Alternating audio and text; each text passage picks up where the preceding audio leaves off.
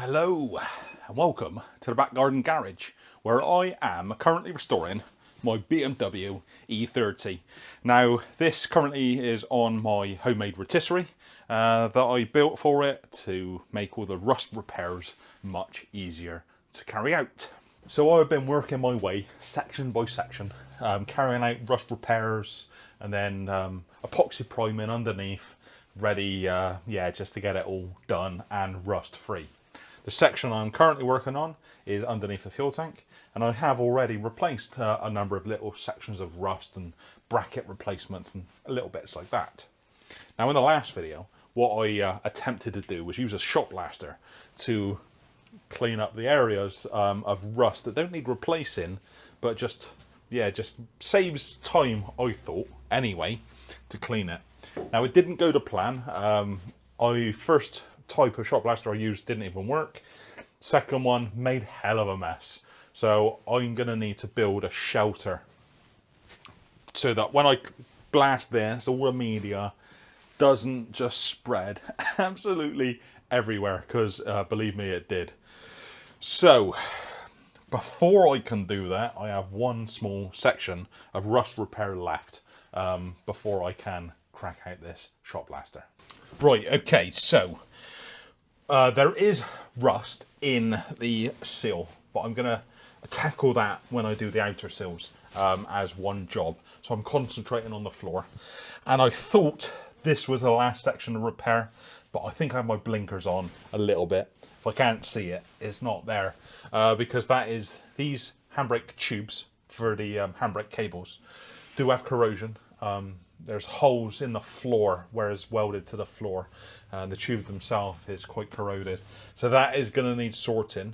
But the one I'm going to tackle first is this small section of rust on the opening for the fuel tank. This just sits underneath the back seats, got a cover over it, where one of the screw holes is. It's really corroded. Now it looks fairly straightforward, fairly flat, apart from it's got a bit of an edge to it. So I just need to cut it out, probably use that as the template, tap an edge into it, hopefully nice and straightforward, but we'll see how we go when I crack on with it, and then just I can get the thing welded in. So these battery grinders,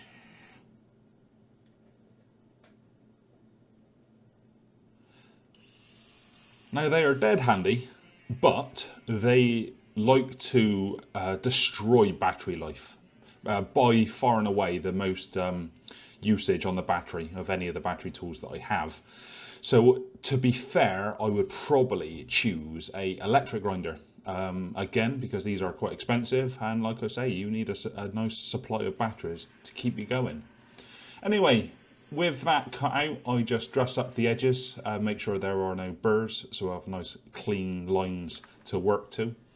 And using the piece that I cut out, I am just drawing around it to give myself a template.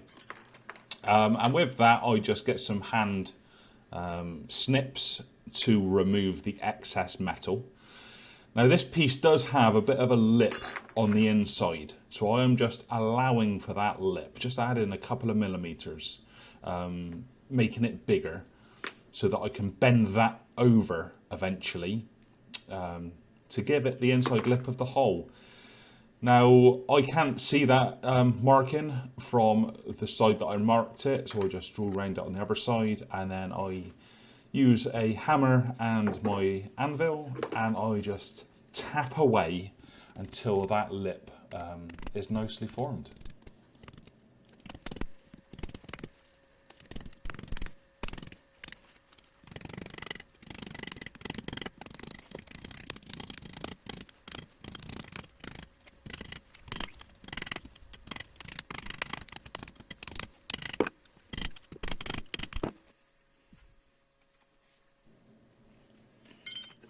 Just going to measure it up to the old piece, and you can see that it lines up pretty well.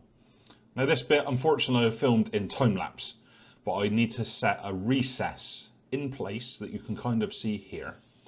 And there is a plastic square fitting that is used for a screw to hold on a cover to go over the hole. So I'm just going to file that hole out square to allow proper fitment of this plastic clip.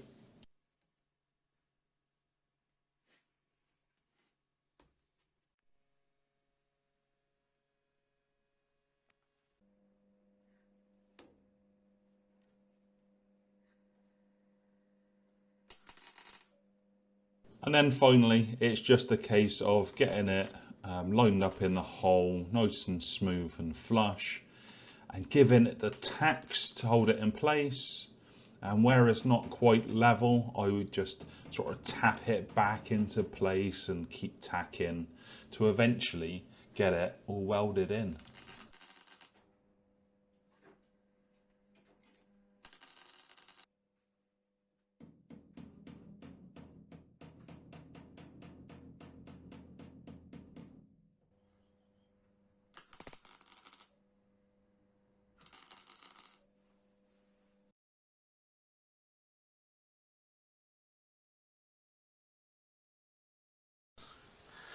Okay, fantastic. That bit is in. I just need to grind off the weld and prep it, or treat it, I should say, before it rusts in this little bit of a damp garage.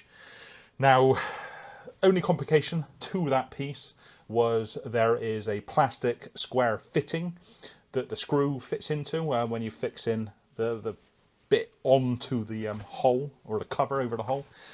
But that was sorted out with a hammer in the vise, and just gave it a bit of a recess to allow the plastic clip to sit in there and sit flush, basically. Other than that, all straightforward and job done.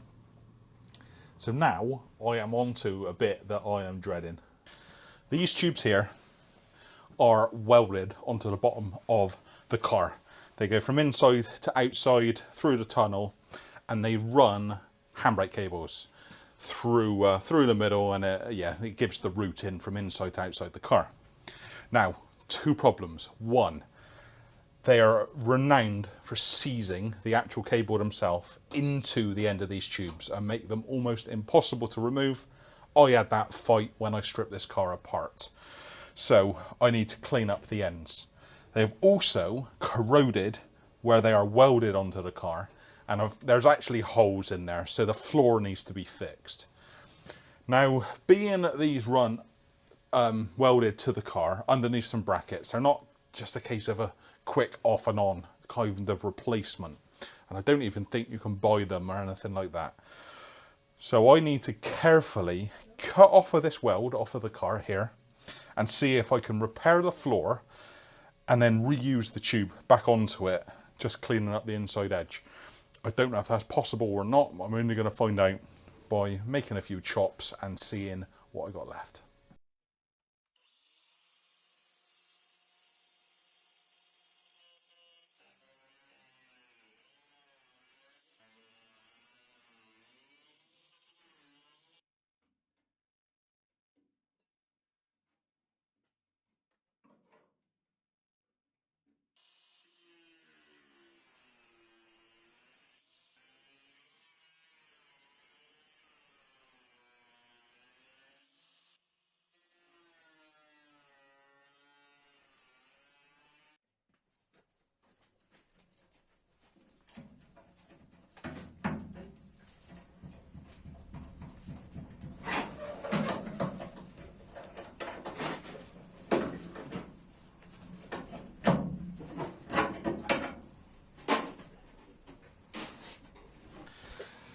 Okay, so I'm at a bit of a crossroads now with this pipe. It is pitted, some quite deep pits in areas. It's no holes, it's not gone through, but yeah, the pitting is there. Because of the difficulty of replacing this pipe, or fixing it, repairing it, or whatever the course may be, I'm kind of tempted to just put a rust converter on it and weld it back on. I don't have to make that decision just yet though, so I'm going to go ahead and repair the floor, do the same the other side, treat it in a rust converter, and then I can see how I feel later on. And if I just want to weld it back onto the car, I may just do that. But I haven't got to make the decision right this second, but I do need to fix the floor, so I'm going to crack on with that. So what I found out while doing this project is I really do quite enjoy all this sheet metal fabrication. I hadn't done any of it before, not really, in any true extent. So, but yeah, I'm finding that it is a very simple sort of process. And some things that I've learned are that if you're drawing around a template, you don't really need to leave it too much bigger. Because yeah, the size is the size, essentially. There is a slight exception to that. This piece that I'm making now has got lots of bends and shapes, and when you bend the metal, it will slightly shrink the size. So we're talking just a couple of millimeters for that allowance, and otherwise, yeah, it can just get trimmed off for final fitment. And as for the actual bending, they don't have to be any specialist tools. I've gotten away with quite some simple techniques before. In this case, I'm just using a vise, and I am just going to estimate the curve that's going to be needed in this bottom edge, and just pop it in. Just a little bit at a time, just bending it over by hand. And that should give it that curve that it needs. And yeah, I'm just going to do that on all of these bends and get it as close as I can in my hands. And another thing that I have realised is if you make a mistake like I just did, bending it the wrong direction, then the metal is very malleable. So I can just bend it back the other way and start again. So that process will leave you with a piece of metal shaped to approximate size of the car. Now, it's obviously not 100% perfect, but it is pretty close, and the final fitment can be achieved when fitting it onto the car itself. So the fitment here is actually nearly perfect. It just takes, I just need to trim a few fractions of a millimeters off of a few of the corners, I think. So luckily I can get to the back side of this to hold it in situ, and I'm just going to hold it as close as I can to its final position, and then hopefully hold it in place. Then I am just going to mark on here where it is tight, and yeah, that should hopefully allow me to trim those areas off and get it fitting really nicely. The key is a little bit at a time. Okay, so that is now fitting nicely. I can see where the bends aren't quite right, but I can address that as I tack it in. So essentially what I'm going to do is tack it into perhaps a corner or near a corner first. Make sure it's all flush, tack it in, adjust it, tap it, adjust it, tack it. Yeah, and just keep working around till it's all flush. Before I do that though, I have my pen marks that I am going to take off with a quick sanding pad, just so I don't want any of the ink in there because it might cause contamination. Also, these sheets of metal come with like a protective coating to stop them rusting in storage. I believe anyway, I'm not too sure on that, but I'm going to take that off as well. So I'm just going to prep it up and then I can look at tacking it in. Right, okay, so I have explained the process. I've got my metal cleaned up. I am just going to look at now getting the first little bit lined up, and then I can just tack it in place. Okay, first tack in. And then I am going to just find the next place, get that lined up, which is about there, I think. And I'm going to get it tacked in here. And just work my way along, leaving about an inch or so between the welds. And there, it is a case of process of it doesn't fit completely flush. But as I tack it, and I can move it, I've got a pick to get behind it and twist it out. I've got a hammer to hit it in. I'm just going to get that all flush all the way around, tacking as I go, and yeah, it should hopefully leave me with a nice fitted uniform piece in the car.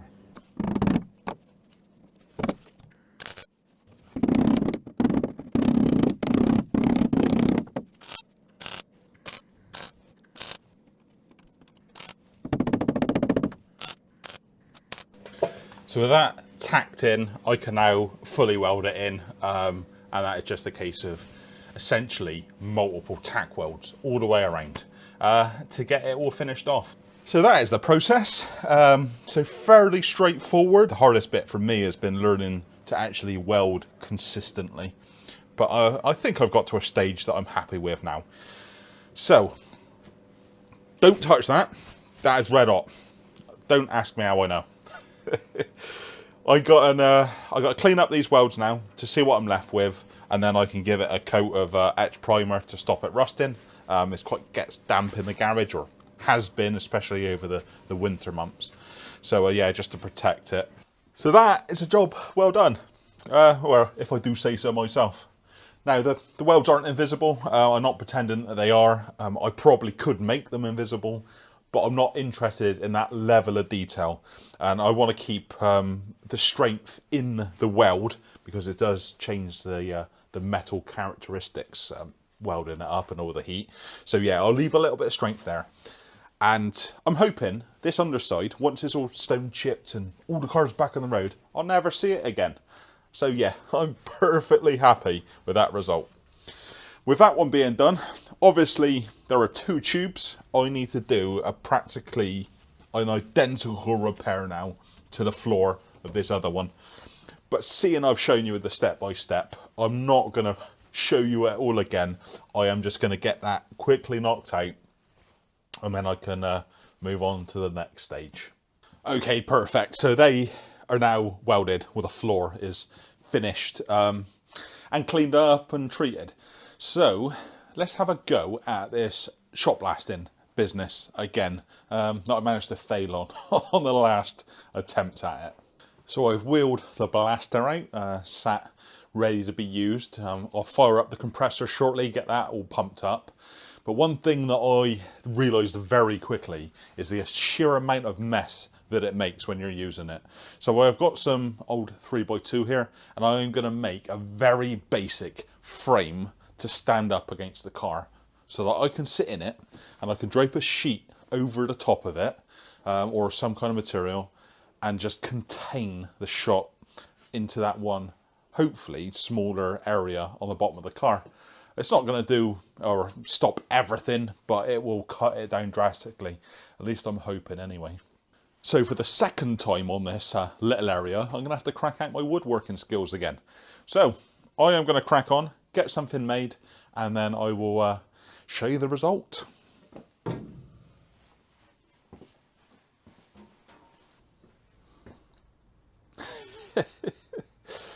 Do you ever wonder sometimes how you manage to get yourself into these situations?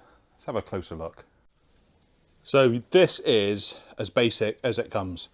Yeah, it is literally the frame on the side here is a 3x2, all at the top, down the sides. I'll try and stop the lights flickering as much as I can. Let's come in here. I've got a plastic sheet in just on the sides to the top, and then just an old dust sheet on the back. And these are just old bits of skirting board.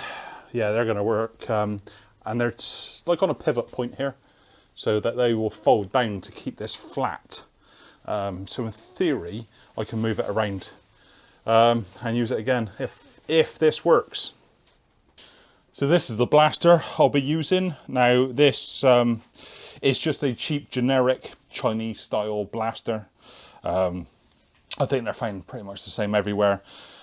I tried and failed to use it in the last video, so it's not going to be in instructions of how to use this and set it up, because I will be learning as I do this process.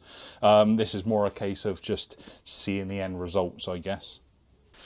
Okay, so that should be the majority of the blast media contained. I'm not expecting miracles, but it's going to be better than it was on the first attempt. I'm sure of that. Now, as for me, obviously I need something a little bit more safer to use than what I was doing before, which was just a basic face shield. Now, I could use the hood that is supplied with the sandblaster, and then just couple it with a breathing equipment. But I've been very kindly lent a helmet with like the breather system built into it, just waiting for that to charge up. Then I've got like a one-piece suit to wear, and obviously I'm just using my MIG gloves because they're heavy duty enough, and that should have me covered. Now this is quite a small little area in here. I can show you a little bit more of it as it goes round. But yeah, it's not the biggest of units, so it might be tricky to get good filming of it. But I guess we're about to find out how I got on. So there's definitely some wins and losses with this scenario. So I think I've managed to capture some footage. I'll kind of overlay it and show you the bits and pieces that is worth making a note of. Now, first note, the suit that I was wearing almost instantly fell apart. It's definitely nothing to do with the gut. It's, yeah, all the suit's fault. It's not too small or anything like that. But yeah, so that was... I have to get one of those for the future. The helmet that I was using ran out of battery very quickly, so I had to revert to the hood again. The container, now that seems to have worked an absolute treat. Now, it hasn't caught every single little bit of pieces. I was never expecting it to, but when you compare the outside of the little area to the inside, you can see just how much it has actually caught. And what I'll do is I'll sweep that up and I will get a sieve and sieve it and reuse it. Or that's the idea anyway. Now, the shot blaster itself. Now that, to begin with, I was working in short blasts of air because it seemed to get clogged up quite easily. It is a very finicky animal, that thing. I mean, at the price point, I kind of expecting it, and I can see looking on sort of YouTube, a lot of people modify the feed, the supply of grit to air to allow for better sort of usage, stop the blocking up, and that's probably a modification I will make in the future. That being said though, when I got the settings from the grit ratio to the air ratio dialed in, it was mesmerizing how well the thing worked. I could just blast it continuously flat out and just strip all of the rust and all the bits and pieces off the bottom without any issues whatsoever. Yeah, and I started doing more than what I intended to do, getting carried away with it. So I wasn't expecting miracles out of that little blaster. And it couldn't remove sort of thick undersill that was left on there.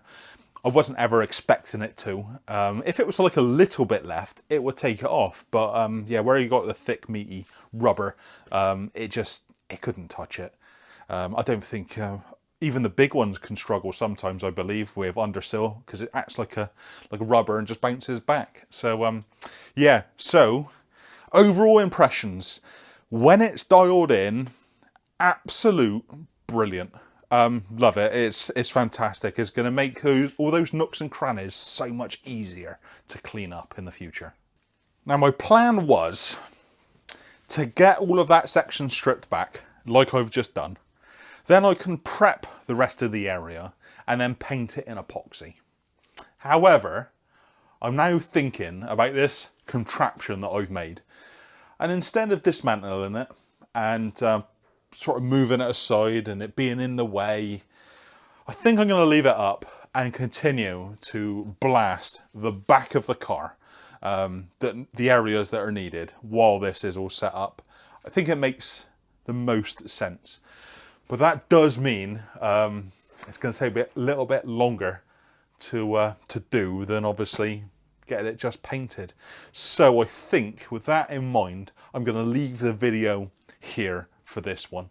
And I'll get back to you next time when it's all clean and ready to go and painted. We can look at more rust repair, because that is, I think, more entertaining to watch. Is it? I don't know. Let me know. Although that sandblaster, when it got going, mesmerising. But anyway, if you like what you've seen, give me a like, subscribe to the channel if you want to see more, and I will see you next time.